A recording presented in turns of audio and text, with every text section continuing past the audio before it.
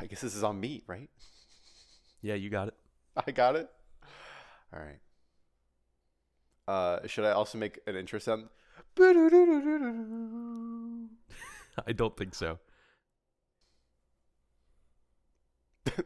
Too late. Welcome to All Cardboard right. Companions. Thank you for joining us for Cardboard Companions. This is episode 2. We're not talking about anything news related today. This was actually supposed to be our first episode. So in our notes it says episode 1, lands. But we wanted to talk about, the news. So yeah, today we're going to talk about basically like how many lands you should be running, what kinds of lands, what you should even count as lands. But first we should introduce ourselves. My name's Danny, and this is my co-host. Hello, I'm Cameron. We figured it out. We did it. We're the co-hosts. We are co-hosts to each other, we think. And then to any listeners that exist, I don't think that we're co-hosts to you. I think we're your host. Yeah. If we're married, lands. Daniel. Let's talk about lands. Let's get back on topic. We can't get distracted again. Okay. So first, we wanted to talk about how many lands you should be running. So overall, the answer is somewhere around 40 on average. But if you kind of get into the nitty gritty of it, you can probably range from about 36 to 43 pretty safely. You can branch out a little bit more than that, depending on like how high or low your curve is, if you're maybe playing a landfall deck. But somewhere in the 36 to 43 range, I think is pretty safe. I think that your curve is definitely the number one thing to me. If you're primarily casting 2 and 3 drops and then trying to accrue enough value from those, you can run on the lower end of lands. But if you're trying to gruel someone out and casting 6 and 7 drops over and over again every single turn, I think you need to be running 40 plus lands. Double spelling is also a very good way to win, and having more lands makes you have more mana so you can double spell. That's true. Yeah, just take into account like what your deck's goals are, especially what your win cons are. So like if your game-winning spell is a Craterhoof Behemoth, you need to be able to cast your Craterhoof Behemoth. If you need to be doing a combo chain of multiple spells in a turn, make sure that you can afford more than one spell. So being a little bit critical towards our own deck building, we wanted to discuss our own decks and which ones run the highest and the lowest amount of lands. We created our decks well before we started talking about what sort of land counts we should be running. So this is us before we've gotten informed. I don't know. I don't think I'm changing anything. Nothing? All right, well, let's get into it. So for me, my highest land counts are both 40 lands. I have 2 landfall decks. One is Omnath, the 4-color Omnath, and then one is the Necrobloom. So without MDFCs, those both have 40 lands. With MDFCs, Omnath is at 42, and the Necrobloom is at 43. My highest, I have also a lands deck. I have Lord Windgrace, which has 44 lands. And 46 with MDFC. That is a lands combo deck, though. I'm trying to Hermit Druid, put a whole bunch of lands in my graveyard, and then pull them all out, and then dome people out with a landfall trigger. So I am running an exceptional amount more lands, I think, than would be required. Yeah, like we said, you can kind of be outside the range if you need to. But as for the lowest, maybe I should be mocked. I have 6 different decks that all have 33 lands if you don't count MDFCs. So my Athreos deck, if you do count MDFCs, has 37 lands. My Orvar deck has 37 as well. My Finn the Fangbearer deck has 36 lands. And I have 3 decks that are at 33 lands because they run 0 MDFCs. Now, I think that some of these are defensible. Yeah, I think your Finn deck having 33 lands, you're trying to play so many 1-drops that it doesn't even matter. Yeah. But with Athreos is a 6-mana commander. I understand that you're running a lot of ramp, but 33 lands, even 37 with MDFC seems crazy. I get away with it most of the time. Most of the time. My lowest is Yorion, which has 34 lands and 38 with MDFCs. I'm running 4 MDFCs in that deck. And I also have so much card draw. Yeah. And I'm running also all the bounce lands I possibly can in that. So there's a lot of ways I'm trying to get more access to lands out of my lands. Yeah. Yeah, I think you can get more value out of your lands, as we'll kind of discuss later. Yeah. But up next, we're going to talk about how many basics you should be running in your decks. And then, so monocolor decks are obviously going to be running more basics because they just don't have access, nor do they need any fixing. And the more colors you add, the less basics you're going to really need to worry about because you're going to have more of the fixing lands. But I think that in green decks, you're still going to want a good amount of basics. I'd probably still run minimum of 10 and most of my up to like 3 color green decks, just because a lot of your ramp is still getting basics. Your rampant growths, stuff like your Tamorphic expanse effects get only basics. But something like Grixis does not need as many basics as Sultai will, because their ramp just doesn't need the basic count, so they would much rather have fixing. Yeah. I would say just always make sure you have at least a basic land in your deck. Even at 5 color decks. Even at 5 colors. You might just get hit by a Path to Exile or an Assassin's Trophy, and you want to get the value out of being hit by that. The downside for them playing that spell on you is that you're supposed to get ramp out of it. And someone casts a Winds of Abandon overloaded, and then you're like, oh man, I only have 1. So that's also true.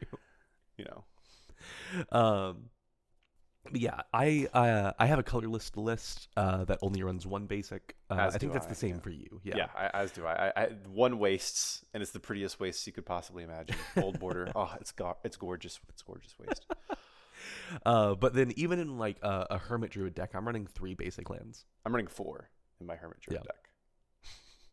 Are we the same person, Dan? We both have a colorless deck and a Hermit Druid deck. We spend a lot of time together. That's true. Okay. And then we're talking about like how to split up your basic land counts in between colors. So if you have an Izzet deck, how many islands should you have versus mountains? And there's a pretty simple calculation. I think a lot of the online deck building tools sort of already do this for you. Yeah. But if you just count up the pips for each color in your cards, and so if you say like have 10 blue cards, but they have 12 pips between them, you count 12 pips for blue. And then you do the same for red, and you compare your ratio, and then you try to make the ratio between your islands and mountains fairly close to your ratio between pips. This can change depending on again your curve. If you're trying to cast a whole bunch of 1 mana blue spells, then you're going to want a higher amount of islands than if you're trying to just cast like 3 mana single pip red spells. Right, yeah. You just need less red than you would if you're trying to like cast 3 cantrips in a turn. And that can even expound into the types of fixing lands that you're running. So like I made a deck list that is primarily white, but is also it's Mardu, so it has red and black. But those colors are so inconsequential that I'm not playing any of the fixing lands that are just those 2 colors. Yes. That happens a lot in, I think, 5 color lands, 5 color decks too, for sure. Where you're just like, I care, these like my main 3 colors, and I don't really care about black or red specifically for this, so I'm just not going to run those fixing lands. But I am going to run the ones that have black or red and my other main colors. Yeah. And speaking more about fixing lands, we also want to discuss like which ones we think are the best, if maybe some are better than others in certain strategies, as well as how many tapped lands are really acceptable. So obviously tapped lands kind of depends on your curve. If you're trying to play more in the early game, like you really have a lot of 1-drops, 2-drops, 3-drops, then you want to make sure that you are playing lands that are untapped so that you can get those down early. But if you're not really doing anything, at least until turn 2, you always have turn 1 that you can play a tapped land safely. So you can kind of get away with it depending on what you're doing in your deck. But we didn't come up with like a firm number for what's acceptable. I'd just say like less than a third, less than a fourth. Yeah, less than a third seems very fair to me. If someone's like opening hand has a chance of having 3 tap lands in it, I'm like, this person's not playing a game of Magic. Yeah, that's abysmal. You're just not playing. You're just like every time that you play a tap land, you're playing a turn behind. I think it's basically acceptable to have 1 tap land in your opening hand, right? I think that's fine for most decks. Yeah, and if you want to be getting a 3-land hand, yeah, then if you're a third of your lands are tapped lands, you can play that on turn 1, and you have 2 untapped lands to do stuff on turn 2 and 3. And then so getting into fixing lands, generally, if a card has the basic land types, they're going to be, in our opinions at least, improved in terms of where it ranks opposed to other lands. Just because those are fetchable, mostly. They're fetchable. There's also benefits to having them. Like some lands get more benefit. They enter untapped or they do extra things based off of you having a certain amount or at least one of a certain type of yes. Having basics can affect other lands coming in tapped or untapped. Stuff like there's other creatures that care about it too, like Arbor Elf or is it Scrib Ranger that returns a forest specifically to your hand. And so you can mess with that because those need the land types, but they don't have to be the basic land, so you can kind of get them there. But for decks that are expansive in colors, so there's Command Tower, which is probably the best land in Commander across all You're just decks. playing that in any deck that's not monocolor. I bet people would even do it in monocolor decks. I've seen people do it. I think those people are wrong. I mean, I think that is worse than a basic. They can get destroyed by a ruination, but there's not like a big downside, right? I guess not really. Then there's other 5-color lands. City of Brass and Mana Confluence are probably the two strongest in this sense. They can always make you any mana, and it costs you 1 life. You have 40 life in Commander. It will eventually start piling up. You start taking 5 damage if you play your City of Brass on turn 1. It can certainly hurt, but being able to have access to all of your colors at any time is certainly worth it. It probably goes in 5-color decks for sure, 4-color decks probably for sure, and then even 3-color decks, I think, depending on the level of fixing you have. Yeah, if you're playing pretty balanced between your 3 colors, I could see that being a reasonable include. And then there's also Fabled Passage and Prismatic Vista. These are 2 fetch lands that can only get basics, but they can come in untapped. Prismatic Vista just pays a life and it comes in untapped, and Fabled Passage, if you have 4 or more lands, that will come in untapped. Yeah. So allows you to find 1 basic and then you're done. This is another reason why we suggest always at least 1 basic. Yeah. These cards are good, can get you any of these colors. Pretty good in 2, 3, up to 4-color decks, I'd say. I probably wouldn't run these in 5-color decks. I do in some. If I'm like, I have a Joda deck that really needs all 5 colors. So like I'm pretty desperate for fixing in that deck, so I run those. Yeah. There's also Exotic Orchard, which is an interesting card because it relies on your opponents sharing your colors, which you have 3 of them. So one of your opponents is likely to share most of your colors, but you might miss out on something, right? If you're a blue-red deck, your pod might not be playing red at all other than you. And so now you just have an island. An untyped island. An untyped island, yes. But it's a weird one. Good for budget. Yeah, good for budget. Good for 5-color. People are playing colors unless they're playing Karn. If you're playing against 3 colorless decks and you're the 5-color deck and you have Exotic Orchard in your hand, you're really sad. But really also sad. You're a made-up person in my head. So, but talking more about some of the fixing options that you have, in lower color decks. So in 3 color decks, it's pretty cut and dry in my opinion. The best ones, yeah. Best ones, yeah. You should be running shocks. You should be running fetches. If you can afford them, you should be running OG duels. I don't think that's a reasonable expectation. We're not expecting anybody to be running OG duels, but we are talking about the best lands here. And the OG duels, probably, I think after fetches, I think fetches are probably stronger than OG duels. But I agree. OG duels are the best fixing lands out there. Yeah.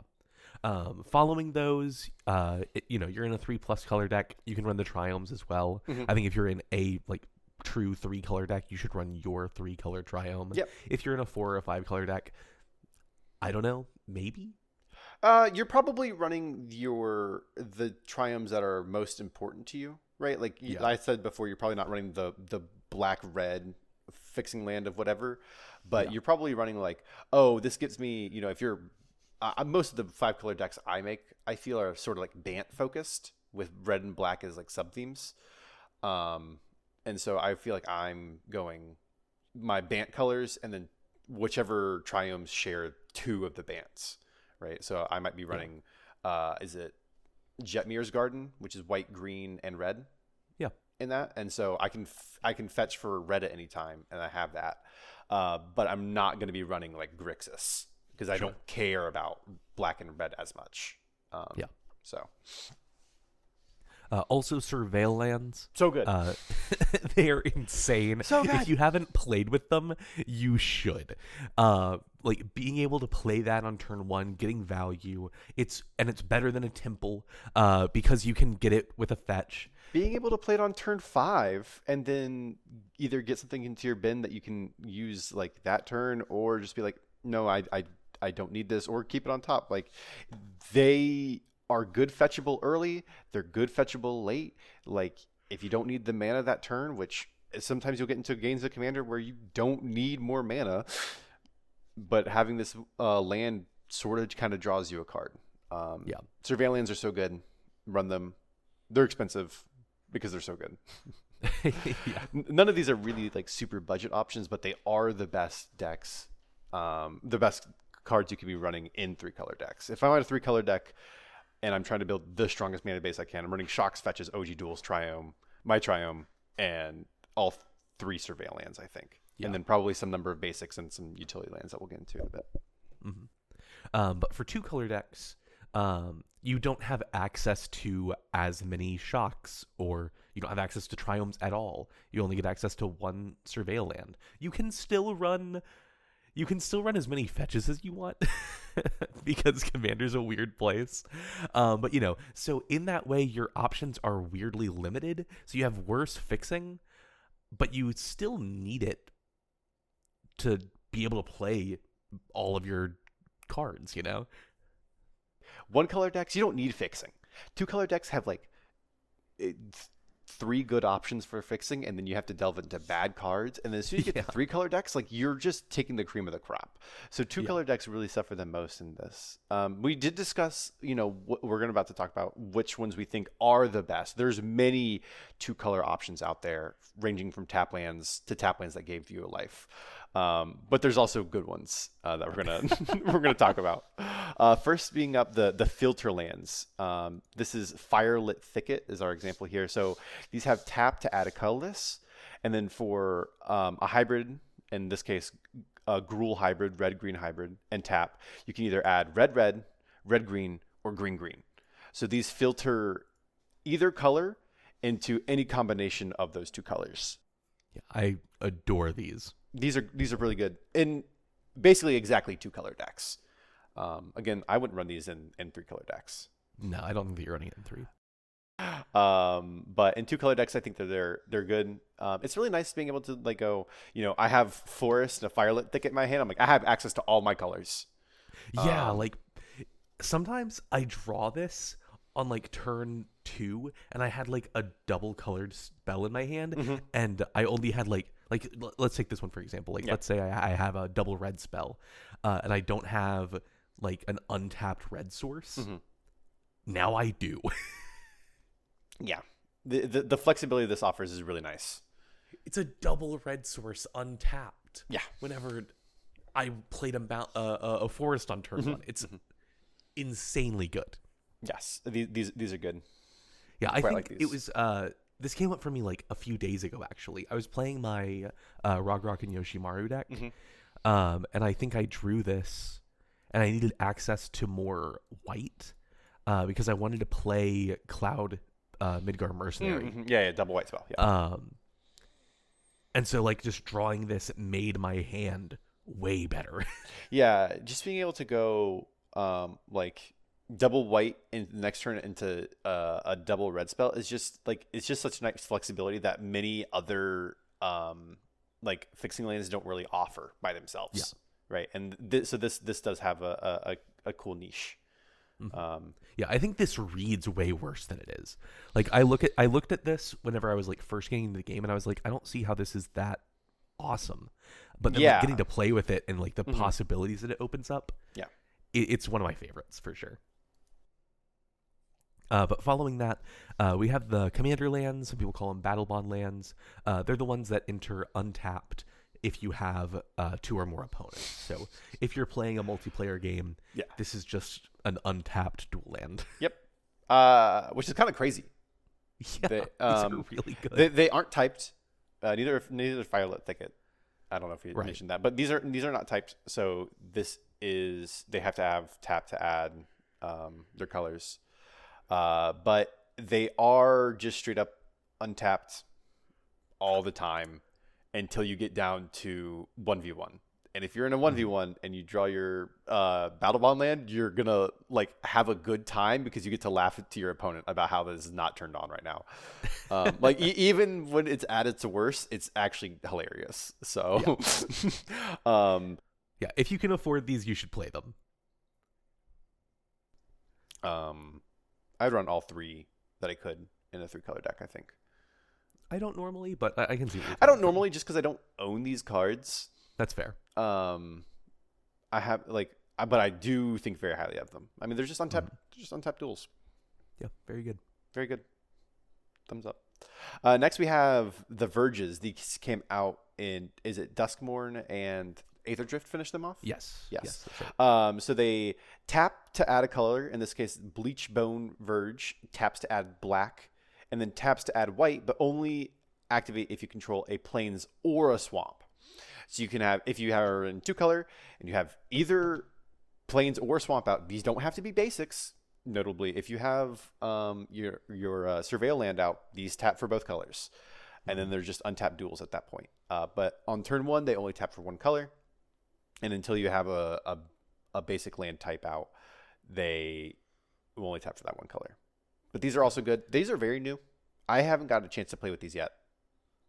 I have. They're awesome. Yep. These seem very good. I'm playing this in my Ragnarok Yoshimaru deck.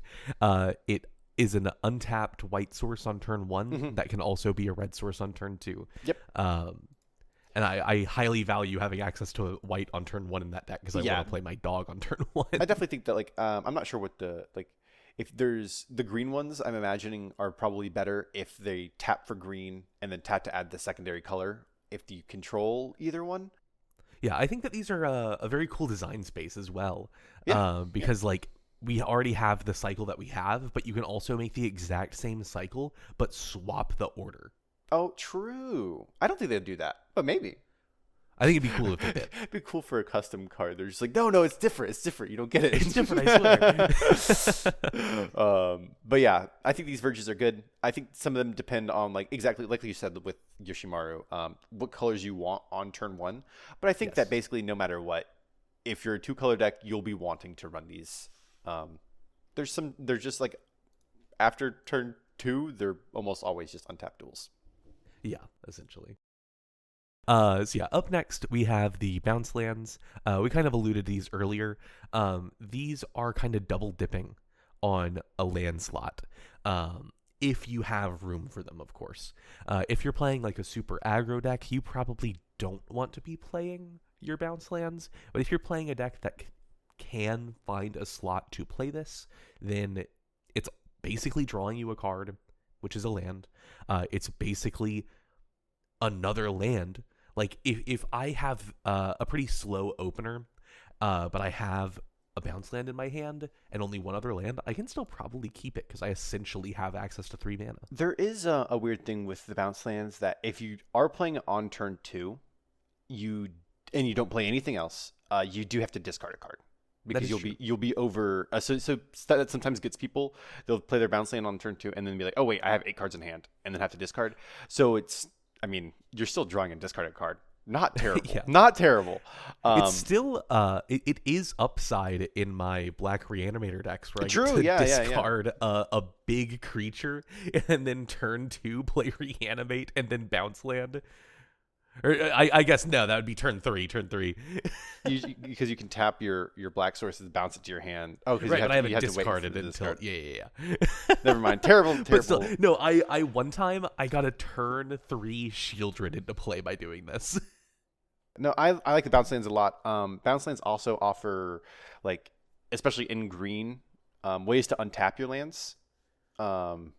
These become better. They become basically like rituals. If you have ways to have your lands enter untapped via like a spelunking or an amulet of vigor, I know in modern does things with bounce lands. Mm-hmm. There's a couple combos with bounce lands. There's a lot you can do with these. These are really good lands. Just straight up playing them as intended. These are really good lands if you can abuse them. These are good lands. Yeah.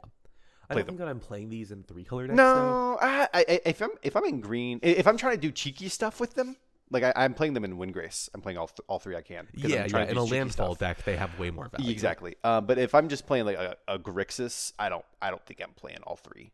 No. All right. And next we have Pain lands. And also Horizon lands, but Pain lands specifically, these are going to tap to add colorless to your mana pool, or you can tap to add either color. In this case, brush land is green or white to your mana pool, and then brush land deals 1 damage to you. So Pain lands, you are going to take 1 damage to be able to fix into either color, but you can always, if you already have all the colors you need, just tap these for colorless. So these are very nice. And then there's also the Horizon lands. Similarly, they have tap, pay 1 life to add either color. Horizon Canopy is green or white. They also have 1 tap and sacrifice to draw a card. So these in late game, if you are flooded out, you can just go, I'm going to crack this to draw a card. These also have combo potentials. We don't really need to get into that. But being able to draw cards from your lands is really nice. It just gives them more utility. Goes back to the same problem with like City of Brass. These can eventually stack up dealing damage to you. But you have 40 life. You can take some damage to have perfect mana. I think that both of these are pretty good. I prefer the Pain lands over the Horizon lands. I value not taking damage, or at least having the option not to. And I just don't often find myself activating the ability on the Horizon lands to draw a card. I don't know. Maybe I'm wrong. It comes up. I think that it's hard for a lot of Magic players, including me, to say like, no, I don't want mana. You have to give up my land to draw this card. Sometimes it is useful. And like I said, there are combo potentials. If you're like being able to recur stuff from your graveyard over and over again, you can just keep drawing cards off these. And they function, I don't know, like a card draw engine. But that's a pretty niche scenario. But yeah, generally I like the Pain lands more. It just feels a little bit better to play because usually, even if I play it on turn 1, I'm probably only taking 1 or 2 damage off this before I'm like, okay, I'm in a comfortable enough position. I don't need to leave this up and taking damage anymore, right? Yeah, because I don't think you're playing these in 3-color decks or higher. No. I think you're mainly playing either. Maybe you're playing the Horizon lands in 3-color decks if you're like doing spicy stuff. Yeah, I think if you're doing spicy stuff. The Pain lands, these are pretty cheap though. Not all of the lands we've talked about are. Like the Verges are pretty expensive. The Commander lands are pretty expensive. But these ones like 50 cents to $1 for most of these. So if you are in like a budget 3-color deck, these are good options. Yeah, for sure. Following that, we wanted to talk about the pathways. Some people don't like these. Personally, I do. Specifically in 2-color decks again. Just they let you pick one color or the other. They're an MDFC where you pick There's a color on the back and a color on the front, and either way it comes in untapped. That Yep. sounds awesome to me. Yeah, they function like basics whenever you're actually playing them, but you get to choose which basic you want. You know, Right. they obviously don't have the land type, and they're not fetchable, so there are downsides to these. But if you're running basics in your deck, of an equal amount between the two, you're like, oh well, this could be a mountain or a swamp. You know. Yeah. And so that's really nice. I haven't run these very much. I've ran them in 2-color decks, but these aren't super cheap. So I mostly build. They're pretty. Budget They're decks. like around $5. Yeah, A piece. I've been building budget decks recently. Yeah. But if I'm building a 2-color deck and I have the availability to play these, I probably would. Mhm. Yeah. And next up, we have the cycling lands. So these have the basic land type. So in this case, we have Canyon Slough. I should not have picked this card. Canyon Slough. Canyon Slough. It's Slough. No, that also feels wrong. Yeah, everything feels. I should not have picked this Canyon card. Anyways, so this is a swamp and mountain, which means that inherently it has the ability to tap to add red or black. The land always enters tapped and it has cycling for 2. I'm iffy on these. I think these are okay. I like them in 2-color decks. And how many? In 2-color decks. In 2-color decks. Okay. I thought you said 3-color. I was like, wrong. I think you can play them. Are you playing these in Windgrace? I am, because I'm a hermit druid, but I might cut one for command tower. We talked about this before, but I'm not sure if I'm running command tower. If I'm not, I should be running command tower instead of these guys. I don't know. I think that the typed land matter. The type land does matter, but I'm running a lot of type lands in that. I don't know if I'm really dipping down into this. I don't know. It's a 2-color triome. That's true, but like there are so many more 2-color fixing options than there are 3-color. Like there's only, like, other than the triomes, there's the other ones that enter tapped, and that's it for the 3-color lands. And like even those are pretty decent. I haven't run those in a while, but no, I don't run those. In terms of like what they actually do, they do what they say on the tin. They're gonna fix you for those colors, you know. I think that these cards are, I probably wouldn't run them unless I was really getting into the weeds. I don't know. I like the option of opting out of drawing a land. Like if I get this early game, I play it turn 1. It doesn't really affect me. It's just a dual land. If I get this late game, I can cycle it away and just get a different card. I value them quite a bit personally. I'm met on them. I would run them in 2-color decks, but I think that oftentimes I'd look at this and be like, I should just run a basic instead. I like basics. To each their own. Basics are very good. Anyways. Up next, we wanted to talk about fast lands and slow lands. I don't think that you're running both of these in the same deck. No, these are almost like opposites. Yeah. So the fast lands will enter the battlefield untapped as long as you have 2 or fewer other lands. So this can be your 3rd land, and it'll still enter untapped. The moment it's your 4th land, it enters tapped. Yep. As for the slow lands, they're the other way around. They enter untapped if you have 2 or more lands. So this is also safe on your 3rd land, but then on turn 4 on, it's untapped. These are able to kiss on turn 3. But other than that, they kind of hate each other. Yeah, for sure. So this goes back to the curve question that we had earlier. Like, if you don't mind having tap lands on turn 1 and 2, slow lands are great. Because they'll be untapped afterwards. But if you really need your turns 1 and 2 plays, fast lands are for you, right? If you're like, oh, if I have 5 mana, it doesn't actually affect me if I had 4 mana, right? Then stick with your fast lands. You're having a great time. If you're not playing anything on 1 or 2, play your slow lands. You're having a great time. If you're only running 3 drops, I guess you can play both. Generally, I think that I'm higher on. Oh man, I think I'm higher on the fast lands just because I want access to mana early more than I care about access to mana later. See, I disagree, and here's why. I'm not taking an opening hand with less than 3 lands in it. So if this is safe on turn 3 onward, I'm going to take my slow land. I just think I guess obviously we just said it depends on your curve, right? Yeah. Because I'm not running the fast land in a deck that doesn't need it. But I think in the decks where I'm running fast lands, I think that they are better than most of the other fixing lands I have that are not like that are also being able to be tapped, right? Sure. Comparable tapped lands, I think that the fast lands are the best in versus comparable tap lands for slow lands. I think that there are more similar things, right? Yeah. Like I'm not playing these in 3-color plus decks. These are mainly for 2-color. Yeah.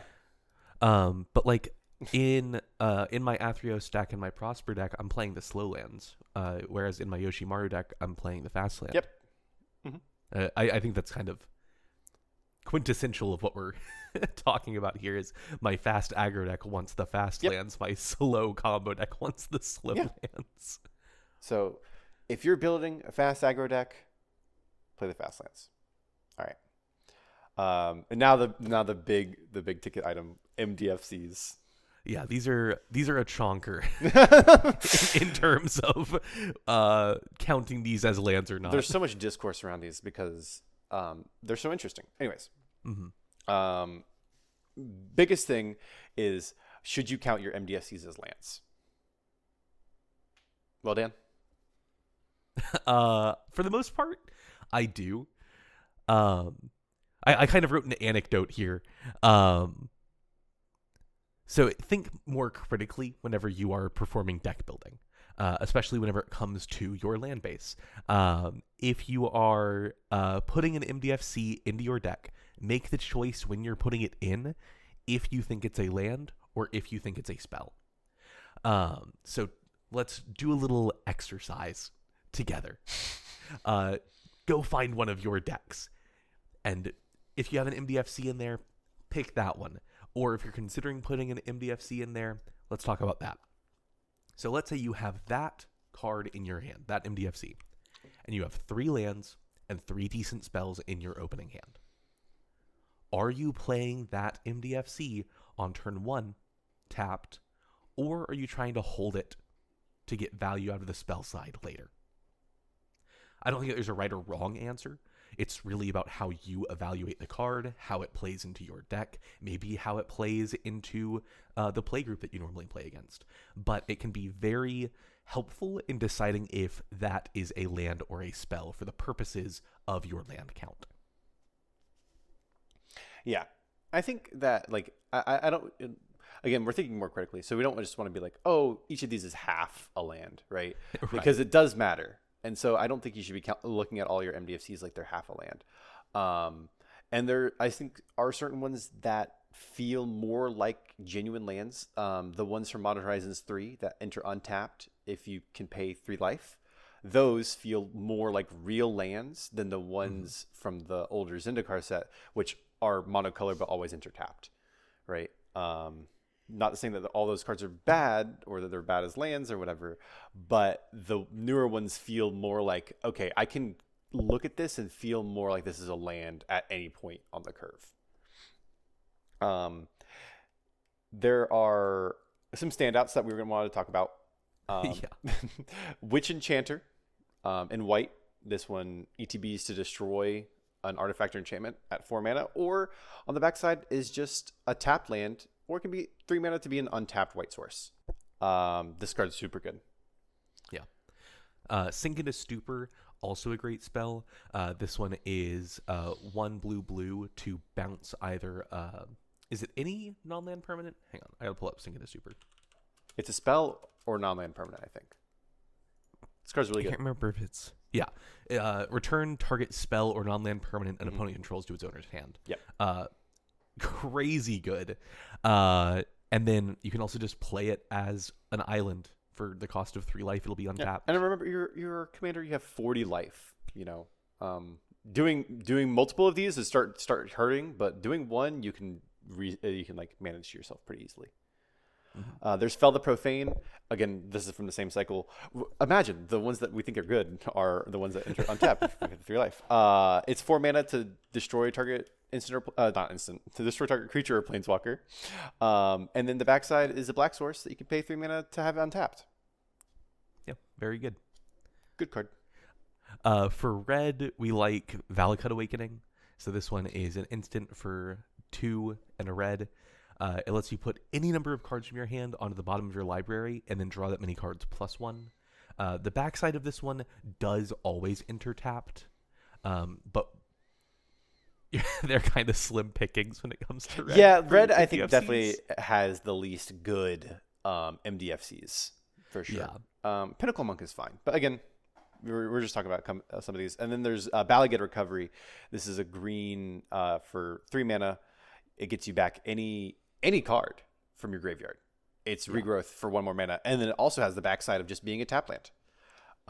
This is one of the best ones because regrowth is already a good card and has good late game utility. And on turn 1, you could just be like, this will just be a tap land. This one's great. Offers so much flexibility. I love regrowths. Yeah, I think you can run any of those 5 in a 1-color deck for sure. Oh, yeah. You should be running it in a 2-color deck. You can still probably get away with it. I think any of those you can get away with in 2-color decks. Yeah, any of those you can definitely get away with in 2-color decks.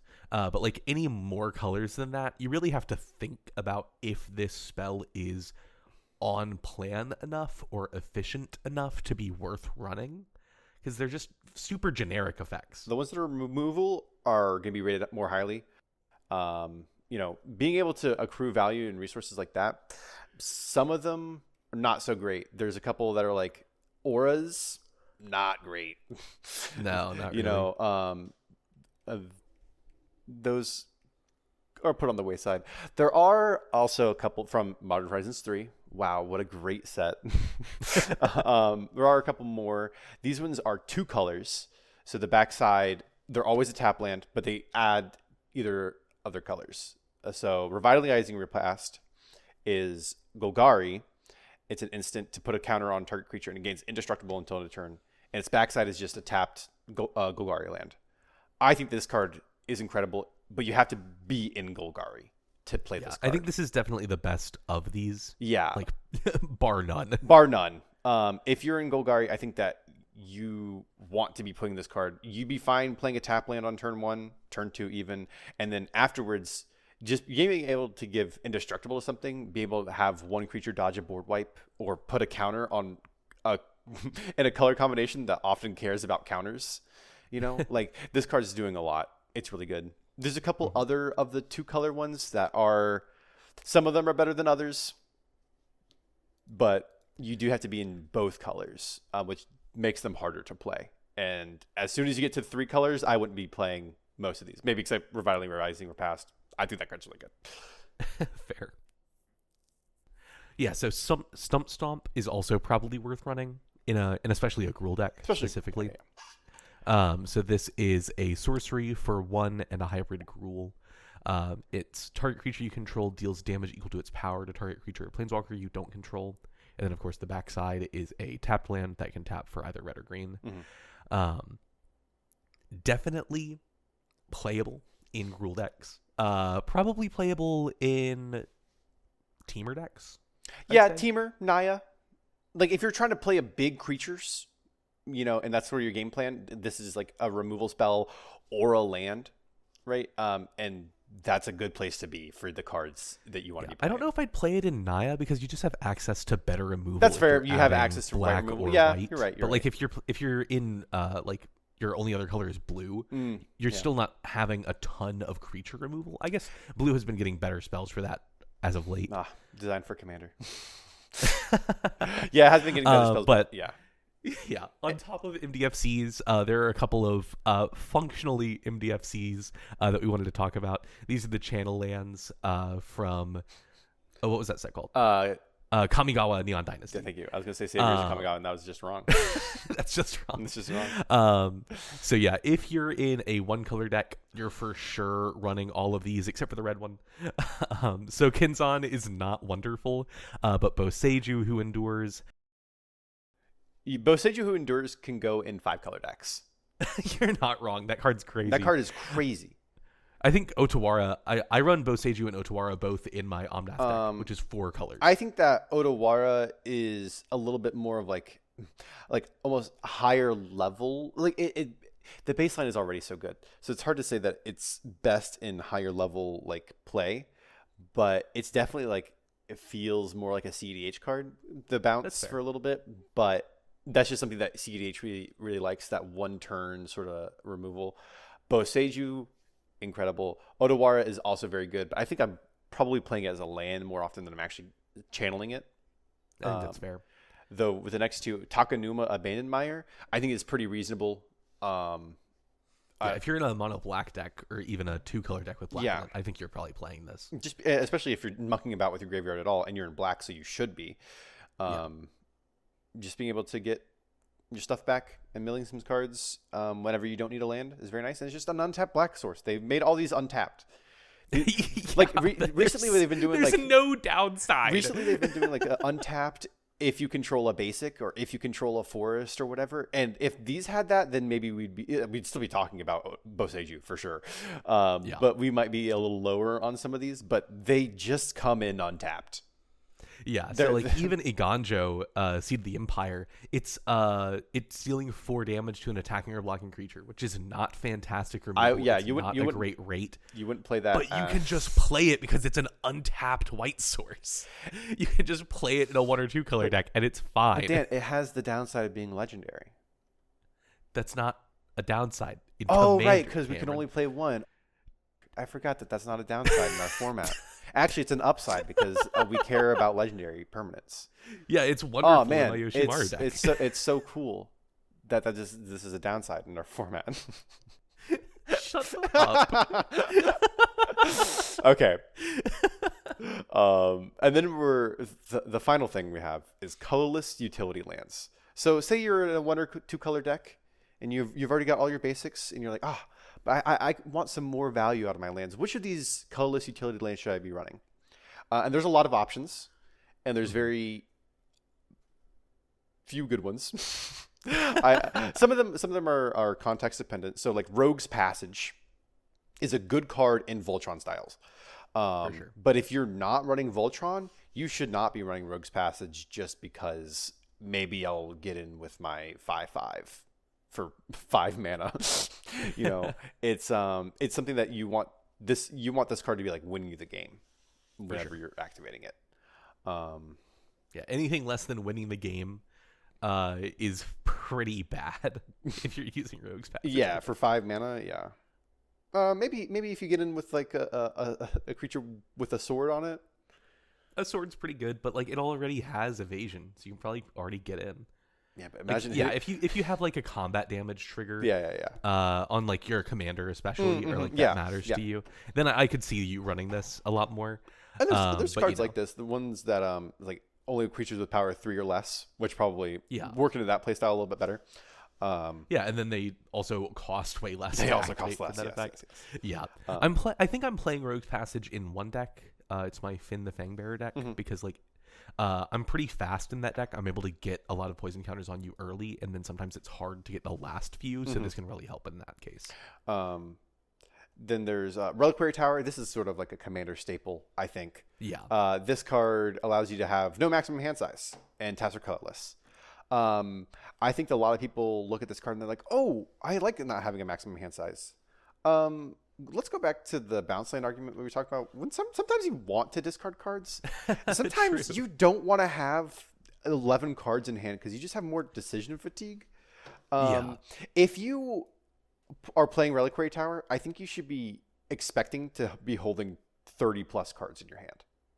If you're expecting like, oh, maybe I won't have to discard 4 cards at the end of my turn because I'll overdraw, I don't think that's worth it. But if you're expecting to be able to draw a quarter of your deck, you might reasonably draw the Reliquary Tower and be able to play it that turn, right? The more cards you're drawing, the more likely you are to draw the 7 cards is already so many cards. Yeah. You're not playing 7 cards a turn. No. If you're playing enough draw to argue to be running Reliquary Tower, what else are you doing? Like, what spells are you actually playing that you need to be holding on to so desperately? Just pick your best 7 and move on. Yeah, and sometimes it's hard to pick your best 7. You're looking at 8 cards, and you're like, man, I want all of these. And just, Put on your big boy pants and discard a card. I don't know. It's really not that big of a deal. Yeah, it's really not that big of a deal. You're probably still winning the game if you've just drawn 15 cards and you're discarding For down to your sure. best 7, you know. So I think that Reliquary Tower, again, if you're drawing 50 cards and not winning, sure, play your Reliquary Tower. I don't think it's quite necessary. But like one last point, I'm way more scared of somebody with half their deck in their hand than I am of somebody who just discarded half of their deck and is holding on to 7 cards. Because like I don't think in that moment, oh, those are the best 7 cards of those 50. I go, oh, they only have 7 cards in their hand, just like me. Yeah, just like me, for real, for real. We're the same. Okay. But like if you have like literally half of your deck in your hand, I'm terrified. You could do anything. All right. I want to talk about Urza's Caves, because this card is interesting and good, I think. Yeah, I like Urza's Cave. So Urza's Cave, again, taps to add colorless. And for 3, tap and sacrifice Urza's Caves. You can search your library for any land and put it on the battlefield tapped. So there's this game changer. I don't know if you've heard about it. Called Glacial Chasm. This card is really, really good. It makes you not take any damage at all. Notably, taking damage is how I lose most games. Most of the games I lose, I take damage. And so you just prevent that. And being able to have a card that can find that is really good. There's also this game changer. I don't know if you've heard of it. Field of the Dead. This makes a lot of blockers, a lot of 2/2 blockers. And getting able to get that for at any time is really nice. There's also this card called Urza's Tower, which adds 3 mana if you have 2 other cards that have the types of power plant and mines, and this can find you that. And there's also this other land, and I can go on and on and on. There's so many good lands out there. Yeah. Are you playing a land in your deck that you want in play? Yeah. Yes or no? Yes. Urber Cabal Coffers, this finds one of those. Like it's very valuable. There's very little downside. I don't think that you're playing this in a like 3+ color unless deck, you're landfall. unless you're like unless you're landfall. landfall. But like 1 and 2 color decks can get away with this super easily as long as you have lands that you care about having in play. Urza's Cave, very good. I spec'd on this, about 5 of them. So buy more Urza's Cave so I can sell my Urza's Caves for more. Yeah, actually, we hate Urza's Cave and we're trying to move them. Please. Oh, no, I was supposed to tell them I was trying to grift you guys. Okay. Next is War Room. This is another land taps for colorless. But for this one, you can pay 3 mana and life equal to your commander's color identity to draw a card. And tapping it, of course. If you're playing this in a 3+ color deck, I think you're a psychopath. Yeah. This is really funny because it really emphasizes the point about our colorless utility lands is that like the fewer colors you have, the better they are. War Room is like, hey, by the way, if you're in colorless, 3 mana draw a card, baby. Woo! It's the best rate you've got. It's like the best colorless land for colorless. It's the best colorless land for colorless. If you're in mono white, you're like, whoo, 3 mana and 1 life. That's doable. You gain life. You're in mono white. You know, and any other mono black, deck. you don't care about your life total. total. You don't care about anyway. your life total. You're in green. You're gonna kill him anyways with the card you draw. You know, and as soon as you get up to, I think 2 color. I just don't think you can think about it. You can think about it. If you really need the card draw, if you've got something you're doing, I probably wouldn't play it in most 2 color decks. There's just so many other things I'd rather run. Right. That's fair. But if you're at 40 lands, you know, having one of them be War Room is totally fine. War Room, good. Put it in your colorless decks. This next one you are very opinionated on. Yes. So I'll let you grab this. Myriad Landscape. This land enters tapped and taps to add colorless. And for 2 tap, you can sacrifice it to find 2 lands with the same basic type. Or is it name? Basic type. Basic lands with the same type. This card, I think, sucks. I've played this card a lot and been disappointed every single time. You have to spend so much time for this card to get you any value. It comes in tapped, bad. Like usually, if I have a card that's coming in tapped, it's fixing me. This is a colorless land that's coming in tapped. Yeah, pretty rough. I have to then pay 2 mana and also tapping it, so 3 mana total, to ramp 1 land, because I'll be finding a basic that replaces this and another basic. The basics cannot be different; they have to be the same. And so it's not even like true fixing. It's not even true fixing. And also, the thing I'm most upset about, it has to have the basic land type, so you can't find 2 wastes. Put this card in the dumpster. Never. I think you can get away with playing this in like some monocolor decks, maybe big maybe on 2-color decks if you're like a very slow game plan. I think that if you're in mono blue, red, or black, and you're really trying to get to 6 mana, you can play it. But I think if you're in white or green, you have better ramp, and you can just play better lands. But if you're in blue, white, or black, and you just don't have that access to many ramp options, okay, fine. If your commander don't play this in your green decks. Don't play this in your green decks. Listener, single listener, do not play this in your green deck. All right. Lastly is Temple of the False God. I think this is kind of beating a dead horse. Apparently not. Don't play Temple of the False God. Yeah, apparently not. We did look. A lot of people are still playing it. This is like 33% by the time you're turning on a Temple of the False God, it doesn't matter. It's just going to be a thing you can't use for the majority of the game. Yeah. Having soul lands is really nice. I understand you want access to 2 mana, but doing it on turn 5... that's worse than Myriad Landscape in the example I just talked about. It enters tapped for the first 4 turns of the game. Yeah. And then only afterwards does it actually get you any ramp. So, Temple of the False God, do not play this card in any deck. Period. You can play it in colorless Nope. decks. I wouldn't play it there. I'm not playing in my colorless deck. Are you playing in your colorless I don't deck? think I am either, Nope. but like you can. There's a card called like Temple of the Forsaken Gods, which is like if you have 7 lands, it gives you 2, and you can only spend it on colorless, but it just also has tap to add colorless, and you should run that card in your colorless decks instead. Yeah, play Urborg and Yavimaya in your colorless deck so that you can play Temple of the False God and it'll tap mana early. Now we're cooking with fire. Now we're figuring it out. There's one more card. One sec. I just had it on the tip of my tongue. Oh, the bounce land in colorless. There's 2 of them. Yes. And I think these are okay. I think if you're in monocolor decks, you should be running the bounce lands. There's Guildless Commons and the Desert that's on screen right now that I can't remember the name of. We can just look it up. No, it's funnier. Okay. You're the editor, so it's a you problem. That's a me problem, baby. I think both of these cards are good in monocolor decks. Bounce lands, as we spoke about in the fixing section, are good. And having more of them are gooder. But I wouldn't put them in 2-color decks unless you're abusing the fact that they bounce. Way too bad and slow and not good for 2-color. No. I'm putting them in your end. But I mean, I'm also abusing them there. I've got like all the things that untap lands that I can. So for sure.